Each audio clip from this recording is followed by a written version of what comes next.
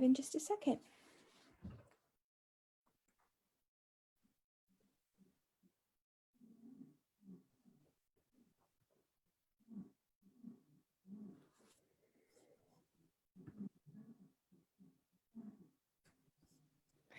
Good morning, everyone. I am here today with Rebecca Gilbert for our coffee and chats, and we are so excited to have you. We both have our coffee, so cheers. I was just saying, I was fortunate. My mom picked me up a pumpkin cold brew from Starbucks yesterday. So I had this, I had a rough morning with my toddler, and so this was like the perfect cold weather, extra special treat. So pumpkin makes it extra yummy. That's awesome. Cheers to a good morning. yes. So the funny thing is like I like the pumpkin cold brew, but I can't drink pumpkin spice. There's something within the pumpkin spice itself that just doesn't agree with me. And so I like that it has just a subliminal taste of that pumpkin or that spice with it. But I was saying to Rebecca before we started, I really try to shop in support local for the coffee. And there's this really great new coffee shop in my area called Merchant Coffee. It's in Ambridge. And I went last week because I finally had the time and I ordered a cold brew. And it was so good that I almost went back that same day again to get another one. I didn't need another cold brew, but it's all I could think about is like, wow, this is really good. This is really good. So I went back another day that week and the service was still just as great. And the coffee was still, it wasn't a fluke, like it was still just as good. So I wanted to go there this morning, but I already had coffee. So maybe I'll go there later. But I was telling her they created something called a chider, and it's a chai latte and hot cider. And that sounds amazing because I love chai and I love cider. And I think both of them together would probably be absolutely just tasty. So I will report back later to all of you to see if cider is up to standard or not. Yes, let us know if we have to drive out there because that sounds amazing. I would love to try it. And the shop is so cute. There's a lot of space. People were in there working, and so it was nice. As someone who's like been a contract worker for years, coffee shops are like my office. And so I know all the good coffee shops from Penn Hills to Beaver. And so Arnolds Team used to be my stomping ground. That's where I would go. If someone was sitting at the table that I normally used to sit at, I'd get like really kind of cranky. Like that's my space. Like what are they doing there? And the minute they left, I'd go over and get my spot. And when Miss Arnold owned it, Miss Verna, she took such good care of me. I was pregnant while I was there, and she would make me toast and get me tea. And then my friend Claudie took over, and it was just still the same. It was like this sense of community. And sadly, they've closed now, like many places because of COVID. But just knowing good coffee shops and knowing who has better coffee, who has better tea, who has good sandwiches, you know, who's quiet at certain points of the day.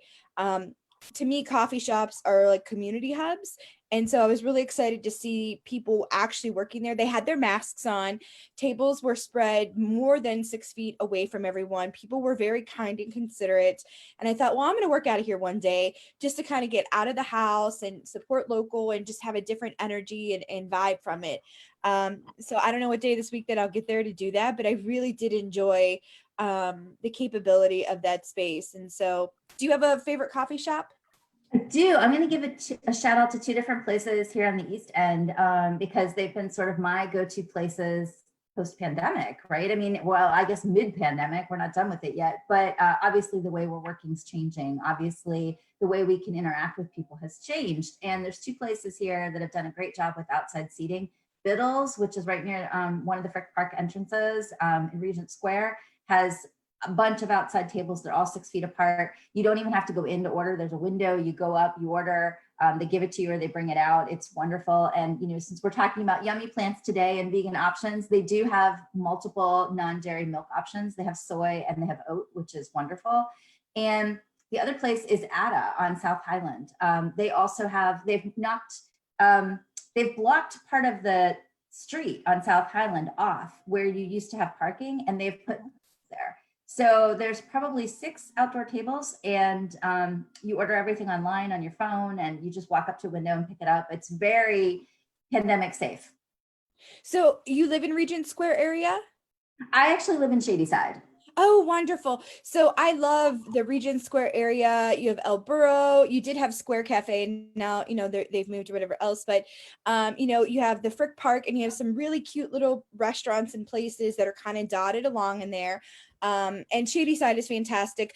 One of my clients is on Ellsworth, so I absolutely love being able to go down there. So we're by Con Elma. And when they start cooking and in the summertime and the doors are opened, it is such a like cacophony of like sound and smell. It's one of the reasons why you love city. So I live in the suburbs, but live most of my working life in the city, and so I love that sense that you get from the community of people walking and the sounds and the smells, and that you can go up and down the street. Era Vista is a really great coffee shop over there on Ellsworth. They have Commonplace Coffee as well. They made me a blonde honey something one day because the girl was like, what do you want? I was like, I don't know. And she was like, well, can I make you something? I'm like, sure. It was so good. And so some people are handcraft beer people, like IPAs, and they like small breweries or things like that. I think that I'm like a handcrafted coffee person. Like I love the different blends or drinks that different coffee shops come up with that are indicative of just them. At Arnold's, I love the peach apple cobbler iced tea. It had peaches, it was a splash of apple cider, there was cinnamon, it was an iced tea, and it was just enough sweet, but it was so good and so refreshing. And on a hot day, like you walked in and you ordered that. She also made a lavender lemonade that was so good. Wow, that's And so, amazing. like just different things, like you're like, oh, I want that. So, but you mentioned why we're chatting today. So we should probably talk about that. So Rebecca is the founder of Yummy Plants, and we're going to talk about vegan and vegan lifestyle. It's become kind of a craze, I'll say. I think like kind of like people are like, oh, I'm going vegan now, and maybe don't always know what that means. Or if you're not vegan and you're like, I don't know what that means at all, you mean you can't eat anything? That's why I wanted to talk to Rebecca. We participated in a really fantastic weekend together at the Edge Leadership Retreat. Christy Ufelman was the coach for it. And we had a weekend with, 30 other amazing women in this leadership capacity, and just being able to talk and chat and make connections with each other. And so forever grateful for that. And so Rebecca sat down and she was waiting for breakfast the one morning, and they brought her this gorgeous vegan, I think it was the vegan lunch, right? Your vegan lunch option. I mean, the food was good for me, but her option looked like so fancy, so delicious. Her dessert looked so yummy. And I was like, wow, if that's what you get to eat as a vegan, like maybe I should switch. And we had this really great starting conversation of like, what does that mean? Like, you don't have to give up the things that you love if you want to be vegan, and everyone is vegan for various reasons. So Rebecca, how did you get into the vegan lifestyle? Sure. Well, I was a competitive figure skater. I had trained for the Olympics, and my career ended when I was 20. I had this mysterious injury. It wasn't linked to a fall, there wasn't anything torn, but I had very significant knee pain that made it very difficult for me to walk, let alone to skate. So my career was over. I was supposed to tour Europe, and I ended up getting surgery, going to business school, just moving on with my life because I didn't think I'd ever be able to skate again. And no one was ever able to figure out what was wrong with my knee. Doing the surgery did not help. So it's 5 years later, my career's over, and I read about a vegan diet. And this was back in 1998, so the internet wasn't even saturated yet. And I type in chronic joint pain, and I get an actual medical study. It was from Scandinavia, and it showed that they did a study, and the experimental group ate a vegan diet for 6 months and reported an 80% reduction in their osteoarthritic knee pain. I was living in the deep south at the time. I didn't even know anybody who was vegetarian. I decided I was going to go vegan. And the next day I did, because I was just so committed to wanting to be able to skate again. And I didn't even know what I was doing. I had lived in Latin America. I knew about rice and beans, and that's pretty much what I ate because I did not know what to eat. But I noticed after a couple of weeks, the cracking stopped. I was able to move around a lot easier. And within 5 weeks, all of the pain was gone and I got back on the ice. And I know there's so many reasons for us to be looking at making conscious choices for what we put on our plate, especially in light of all the fires on the West Coast. We're really looking straight in the eyes of climate change. a vegan friendly diet is much easier on the environment in terms of arable land usage and water usage, and methane gas from animal agriculture, that all of those things. But honestly, I did it because I just wanted to skate again. And when I realized how easy it could be and how yummy it could be and how many options you really do have, I started Yummy Plants many years later to help support an easy transition to a vegan diet. I actually wrote this book. It's easy to start eating vegan. And it's what I wish I would have had. As I mentioned, I kind of just ate rice and beans because I knew that was protein and it was nutritious. And, you squeeze some lemon or lime juice in there and throw some cilantro and, but I didn't know that you could pretty much eat a vegan version of anything, especially now. We're in 2020. They've got vegan salted caramel ice cream and whipped cream, and there's various versions of bacon and chicken and fish and meat. I mean, there really is pretty much anything you could ever want.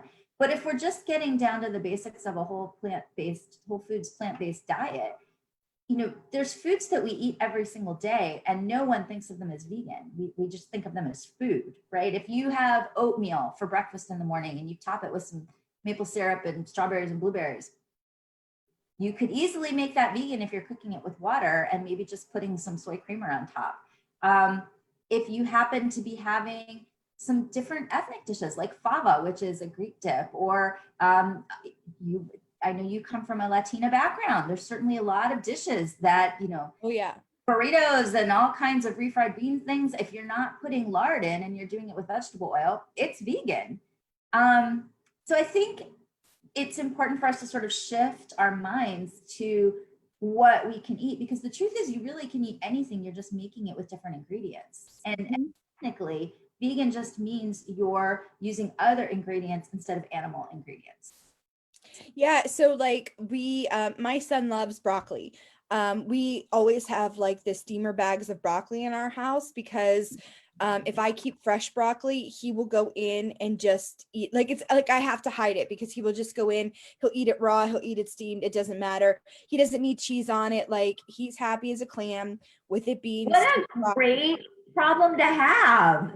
It's a great problem. His diaper is gross afterwards, but he is very happy. He likes chicken nuggets and fries like most kids, and so trying to find other options. We've done more natural nuggets and he's okay with them. But I found this really great product. It is like cauliflower and potato, like kind of tater tots, and it has more of the cauliflower base, and there's just a nice little crunch. You bake them in the oven, and then what I do to get that extra crunch is I just toss them in the skillet and just like kind of move them around so they get a crunch on it. He likes that. I like them as well. So I think it's just little ways that like you can offer other options that are just a bit healthier. So like we are not vegan, we're not even vegetarian in our house. We eat meat. But I think even with that, making other conscious decisions about what and how and what products you use with that. So like I use almond creamer in my coffee. Dairy doesn't always agree with me very much as I've gotten older. So like I don't eat ice cream. I can't just have like a bowl of cereal. So, I've done soy milk for a while. So even just those different options in the home, starting your child at a younger age and being able to offer, well, here's vegan chicken nuggets and here's regular chicken nuggets. And so they don't understand it's not one or the other, but here, like there's a variety of types of nuggets that you can have. There's a variety of type of potatoes. There's a variety of broccoli and cauliflower, and we have dried mangoes. He loves dried mangoes. Like that's that's one of his favorite treats is having a few pieces of the dried mangoes. And so he's not a kid that likes spaghetti and macaroni and cheese, and he might eat pizza every once in a while, but his big thing is like he loves apples and oranges. Fruit we can't keep in the house. We can't keep broccoli in the house. We can't keep milk in our house. Those are his favorite go-tos, and for yogurt. And so I like that those are his options, and I like that knowing and learning more about the vegan options and being able to present those to him so he has the choice.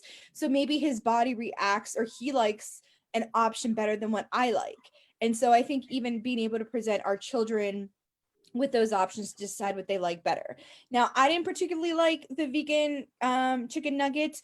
It was a texture thing for me. It was maybe just that brand. We'll try other brands.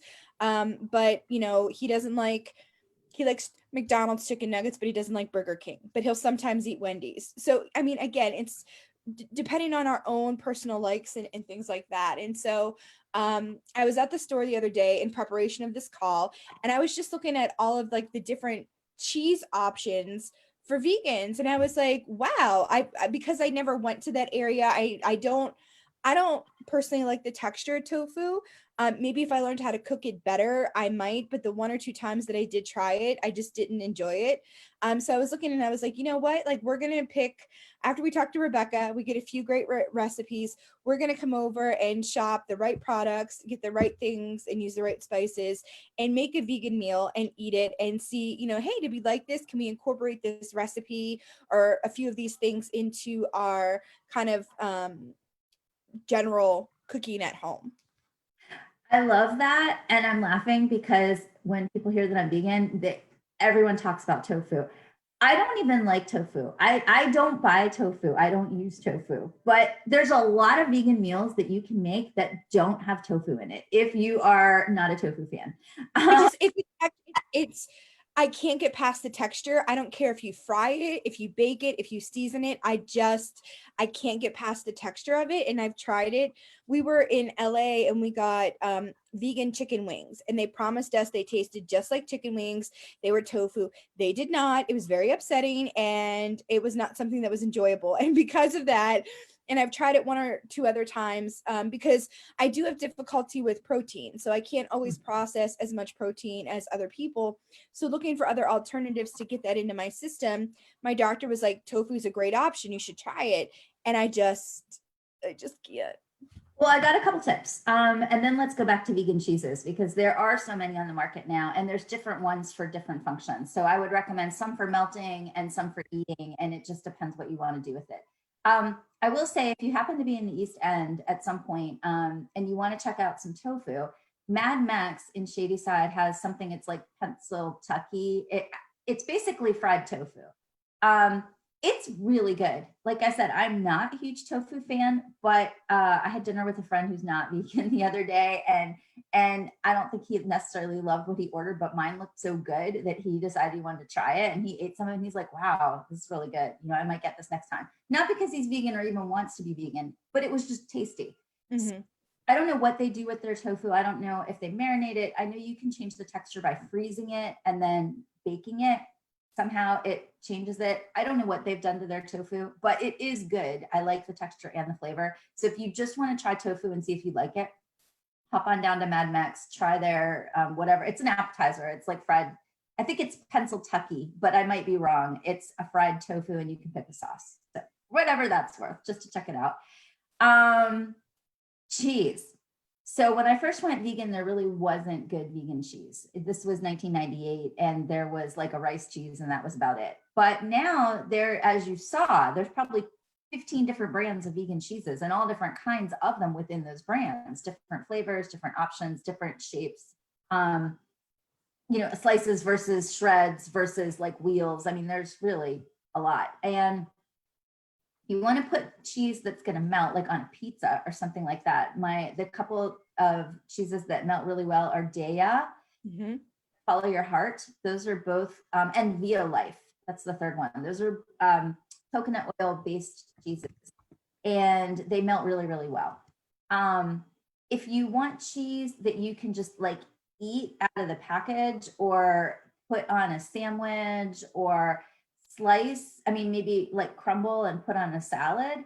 There's a couple of cheeses that I think are delicious that are cashew based and they're very clean. One of them is Miyoko's Kitchen, and the other one is Tree Line. And both of those have cashew nut bases. And I think Miyoko's now also has an oat based one. Haven't really tried that, so I can't tell you much about it. But in terms of just putting on a salad or putting on a cracker, her cashew-based cheese I have tried, and it is delicious, as well as the Tree Line. Those are my favorites. So the counter to all of that is that people say, well, I can't do it. It's just so expensive to be vegan. I can't afford to buy all these products because the cheese is this much and it's this. And, like I can't sustain my diet because it's too expensive. What do you say to naysayers about that? Well, I would say, what are you buying? Because if I go buy um, a pound of split peas, it's probably 2.29, or a pound of dried beans. I don't know. I shop at the co-op and get stuff. I'm a member. Stuff is slightly cheaper, but really, I mean, how much is a pound of beans or some grains? Anywhere between $1.49 and 2.29. I don't know how much meat is because I haven't bought it in a really long time. But what, $8, $9 a pound? Yeah, so during the pandemic, ground beef, like crappy ground beef, that you get rolled into, that they have it as a pound, and not even the most lean was like $9 for a pound. The Exactly. prices have come back down, but chicken still is like anywhere like 4.49 a pound, depending on the brand and whatever else. And so it is expensive to buy meat. We don't purchase a lot of meat in our home only because we only have a small freezer. And so if I buy like a package of chicken breasts, there's only 3 of us, and I'm really the only one that's really going to eat most of it. Braxton have a little bit, my mom would have a little bit of it maybe. So like it's not cost effective for us to buy meat a lot. So usually maybe a pork chop, maybe a roast, like things that we can maybe make and then take to someone or like freeze, because we can't keep like meat in the house. And I love the idea of like with the co-op of getting like bigger chunks of meat and having them and things like that, and like from farm to table. I love that concept. Just doesn't make sense for our family right now as Braxton grows up, and if he keeps eating the way that he does now currently, I'll have to probably buy a cow every week to keep up with him. And so that might have to change. But, when I was working in the film industry, 2 of my colleagues were vegan or vegetarian. And so there was a lot of options. Depending on where we went, we wanted to make sure that they had options that they could eat. And I would often see the struggle of, well, this is cheese based, or this has milk, or it has this, or it has this. And so, there was a lot of difficulty of being able to find options for them. And I would always chuckle when we would hear from the people that would say, oh, well, we have fish. Like, oh, you're vegan? Oh, we have fish. No, Mhm. it doesn't count. Or Mhm. like, oh, like, do you have this as a vegan option? Like if it was a chicken sandwich, they're like, oh yeah, we have it as this. And you're like, no, that's not. Like they would say burgatory. They would be like, here's the impossible burger. And then they put like, well, what cheese do you want on it? Well, if you're offering a vegan option, the cheese is not part of it. And so like I would just kind of chuckle because people were lost in the concept of like what that meant, and eggs and etc. As a side note, I love veggie burgers. I think black bean veggie burgers are just so tasty. I think Morningstar makes a really good one. I think they taste better if you put it into the frying pan to crisp them.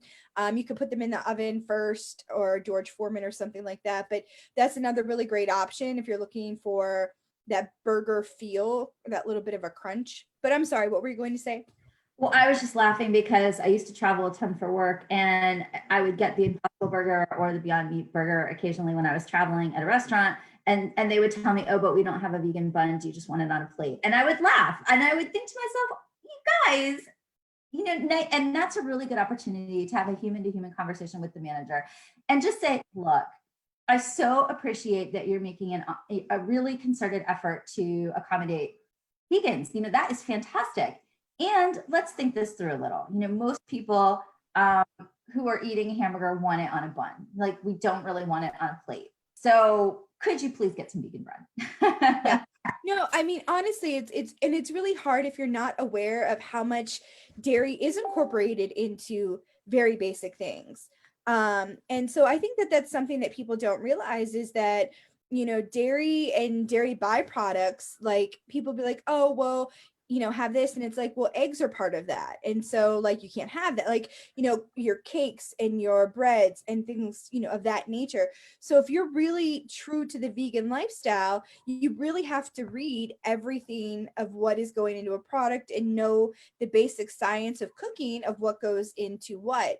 And so I make this really delicious butternut squash raisin bread. I love it. It's so good. It smells like Thanksgiving and Christmas morning combined because it has clove and nutmeg and the butternut squash and cinnamon and whatnot. And so it asks for eggs because eggs is the binder. And so a friend of mine is vegetarian, and so it wasn't the eggs was the issue. But I thought, well, I want to be kind in that process. So finding alternatives of the egg, I just put applesauce in it. And so it made the bread really moist, really delicious. It added a whole nother flavor into, apples and butternut squash are really good pairings. And it was like, well, I'm not going to add the eggs next time because I don't think the egg made any difference in comparison to the applesauce. And then you've also cut out a lot of cholesterol in the bread too, which is really nice. Really easy egg substitutions. People use eggs for either a leavening agent or a binding agent. And there's flaxseed. You can use ground flaxseed in water. You can use apple cider vinegar in water. And then they also have actual egg replacer powder that you can use in as a one-to-one substitute for an egg. I think there's something also called meat egg. And they give you an amount, use this much for one egg white, use this much for one whole egg. And it's just very, very easy.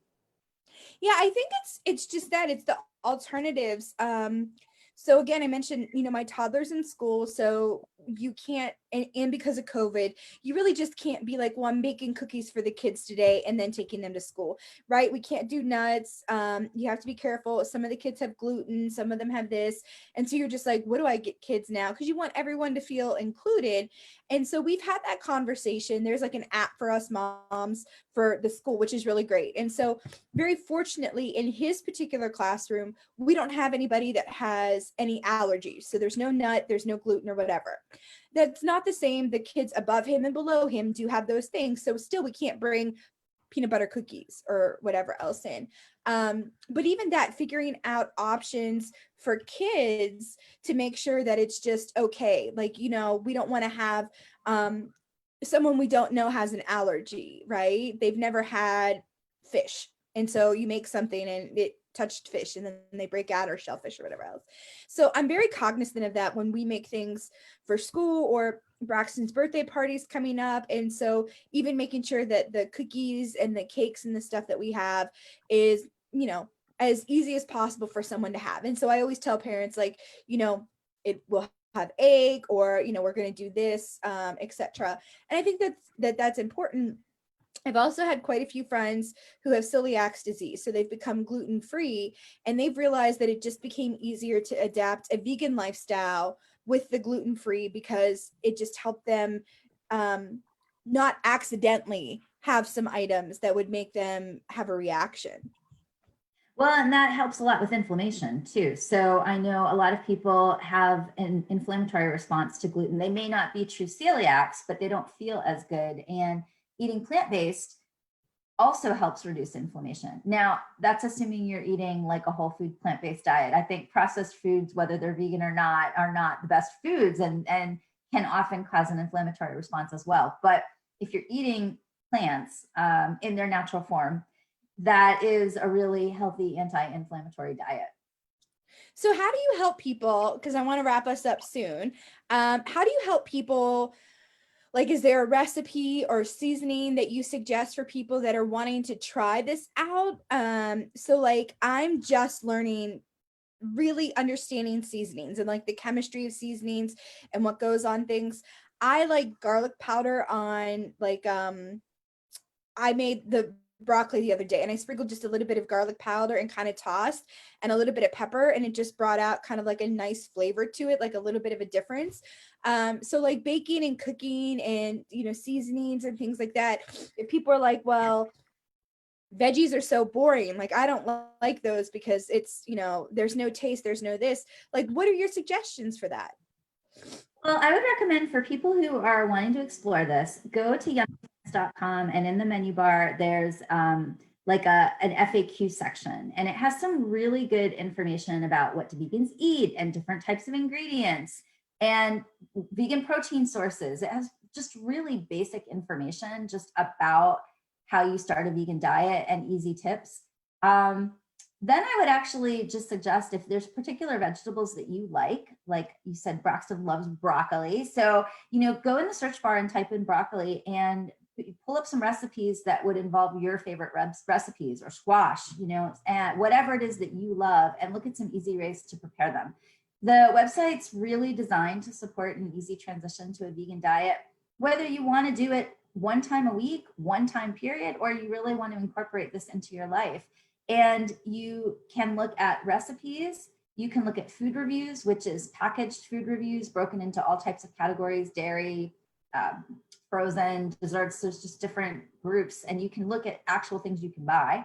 And you can also see what you can eat while you're traveling. I have some tips. If back in the days when we used to be able to go to Europe or other places when we could leave, there's information about what you can eat while you're outside of the U.S. So I really would just recommend that you take a look and browse, because as you know, maybe what I like and think tastes really good might not be your particular taste palette. So I would just suggest you look at some recipes and see what looks yummy for you. And the recipes are easy. Most of them have very few steps. Anybody can do them. And it's really designed to just show you how yummy it is and how many options you have. I'm really excited to go on and find a few recipes.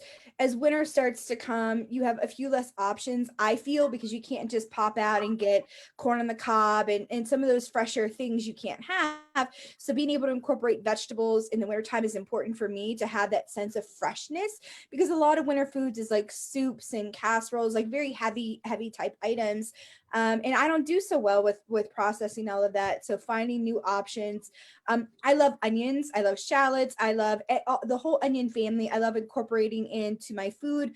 I like the smell. I like the taste. And so even being able to figure out how we add some of those items in, I found it difficult to have like garlic cloves in my house because I'd forget about them or I wouldn't use them fast enough. But the minced garlic that you get and you could just put in your fridge, and just tossing that into some things and just giving it like a whole extra flavor.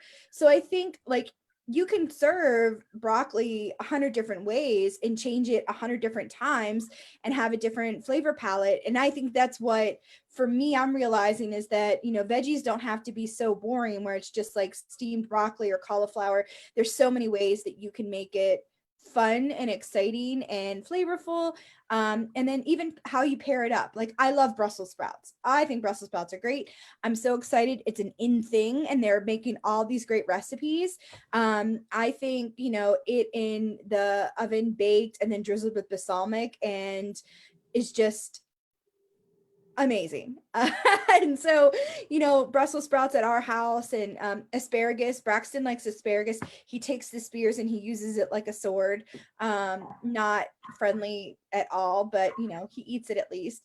And so, yeah, so I'm really excited to check out the recipes. Is there a certain recipe on the site I should try first because it's a really great one? My gosh, there's so many recipes on there.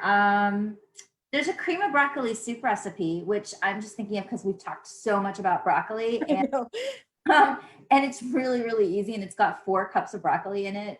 You can use fresh or frozen. And I use the So Delicious coconut milk. It's not culinary coconut milk. It's the unsweetened in the green container. And it doesn't have any taste to it. Does not taste like coconut, but it has the mouth feel of dairy milk, but it doesn't have any cholesterol. And if you're having dairy sensitivity, it can help with that because it's made out of coconut. So that recipe is really good. There's a really amazing recipe, which takes a little bit of time, but it's waiting time, like soak time or cooking while, it's like cooking a pot of beans. You put it on the stove for 2 hours. You're not really doing anything. It's butternut squash with porcini mushrooms, and it's spelt. It's delicious. That is one of my favorites. It takes a little more time, but not active time. I'm a huge fan of butternut squash. I think it's amazing, roasted, cut. There's one, I love butternut squash ravioli, and just being able to bake that and put it in a really great Alfredo sauce or cream sauce or something like that. And so it's one plant that I'm learning to work with a little bit more. Before I would buy it where it was already kind of packaged and frozen and like cook it in and add stuff to it. And then I was like, you know what? I'm not going to be scared, because I think that's part of why people don't cook certain vegetables is they're scared to either cut it or use it or how to season it properly. And so I got butternut squash. I cut it, I cubed it, I baked it, I added in walnuts and pecans, cinnamon, nutmeg, a little bit of a sprinkle of a sugar, onion powder and minced onions, and let it sit in there, and I let it cook and just get roasted.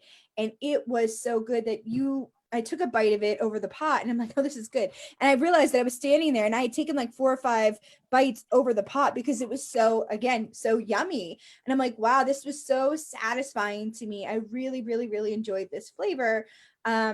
So I think it's understanding your flavor palette first and being able to adapt. Another vegetable that I think people are afraid of is eggplant. And eggplant is so versatile and it's so delicious. Slice it, eat it, cut it down, scoop it out. You could put, your spaghetti in there. You can eat it, etc. So I think it's just helping people understand that basic vegetables, there's a ton of things that you can do with them that we've just gotten lazy. And we just, if you can figure out 100 ways to cook a chicken, you could figure out 100 ways to cook broccoli. It's a great point. And I think it's just a different perspective. I know when I went down to Argentina and I was the first vegan they ever met, I do speak fluent Spanish, so that at least communication was easy, but they couldn't figure out what to make for me. And I was like, look, do you have rice? Do you have beans? Make that. And do you have potatoes? What do you have? And it was really interesting because it's exactly what you said. They weren't thinking of that as like food. They were thinking of that as side dishes or whatever, accompaniments to the meat, but that's just actually food. It's not vegan food, it's just food. Yeah. And many of us are eating things like that all the time. Somebody's grandmother's favorite dish might be something that just happens to be a plant-based dish and you've never really thought about it, but it just is. So I encourage all of us to just think creatively and differently just about food, because that's all we're really talking about. It's just food in its own natural packaging. Well, I know during COVID, we weren't eating as much meat because A, it was hard to come across, and B, it was just so expensive. So like if we did get chicken, we took it out of the package and already put it into Ziploc bags and tossed it in the freezer. And so then we would cook up just a little bit of it because we didn't want it to go to waste. But even then, finding other alternative methods. So just even finding maybe it was casseroles or other dishes. And I love ethnic foods of all backgrounds. And so even getting different recipes to understand different flavor palettes and seasonings. There's a really great recipe from Scandinavia that I love. It's like an old Scandinavian recipe, and it is like rice with some milk, carrots, cinnamon, and then a few other things. And then it's topped off with like crumbled crackers on top, and they get crispy. And you could easily switch out the milk to, something else.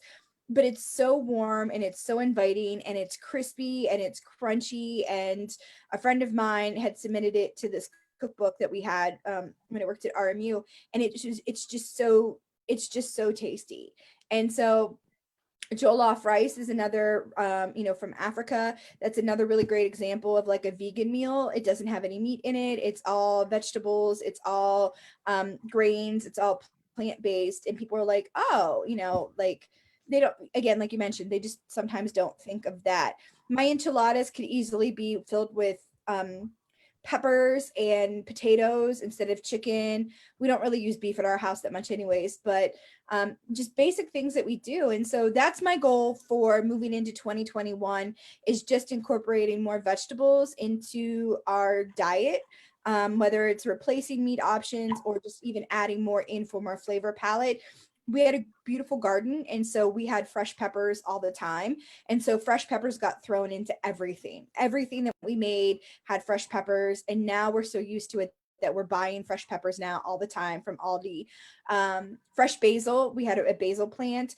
Very sadly, when the frost came in a few weeks ago, it like just killed it off. But we're gonna get another one because I'm so used to fresh basil that like now I'm like, why I have to have fresh basil in the house. So it'll go on our plant stand. And so even just basic herbs, like we keep fresh mint in the house, we have fresh lavender, You know, if you cook with oregano or thyme or rosemary, like pick up one of those plants. They're very hardy plants. They just need a window. You water them, take it off, and you have fresh herbs all the time. That in itself, I think, has changed the way dishes taste. We have a cherry tomato plant, and I made a really beautiful tomato sauce from scratch, which I had never made before, from our cherry tomatoes, the basil. I had an onion from the store, and you know, I made this, and we had friends coming over, and I served it to them. They're like, "This is so good," and it was like, I grew this from seed. Like that tomato you're eating, I grew it from seed. We planted it, we watered it, we loved it, we picked it, I washed it, I cooked it, and now you're eating it. And this is amazing, this full circle. And I was so happy. And so maybe in a past life or maybe in a future life, I'll be a farmer, because I really find joy in toiling in the earth and reaping and sowing. But even in that self is like, you know, cherry tomatoes, people would probably not think of that for a tomato sauce because they're a little bit more acidic, but it was just so good. And it was like a soft, not as much of a thicker sauce, but it was perfect over noodles. And so we really enjoyed that. Oh, that's so much fun. I'm glad you guys got to have that experience. Well, I know we're probably out of time. It was wonderful to get a chance to talk with you. And I hope that people who are interested in eating more plants in their lives, even incorporating just more into your existing recipes, check out yummyplants.com. And I hope that helps you get started. And shout out to Heather. Heather was tuning in and she had said, I love that there's so many options. I was allergic to milk as a baby, and I think that they just had soy. And so her child who has eczema should limit dairy products. And so she said those alternatives are really great to know. And I think even as parents, understanding that different foods can produce byproducts of issues with our children. So, you know, understanding how sugar or milk or dairy or whatever else, like red dye number 5, right? It's proven that it causes some really bad things for our children. So being aware of that. So Rebecca, thank you so much for educating us and letting us know that, like, you know, the vegan lifestyle doesn't have to be difficult. It doesn't have to be expensive. It can be yummy and delicious and, you know, comforting to your belly. And so yummyplants.com, the link is in below the video, and I will link additional recipes in there just that I think that are really great so you guys can see. Thank you again so much. This has just been so great to learn ways that we could start to incorporate some of those really great ideas into our foods. Thanks, Tori. It was great to see you. Have a super day. Bye. Bye.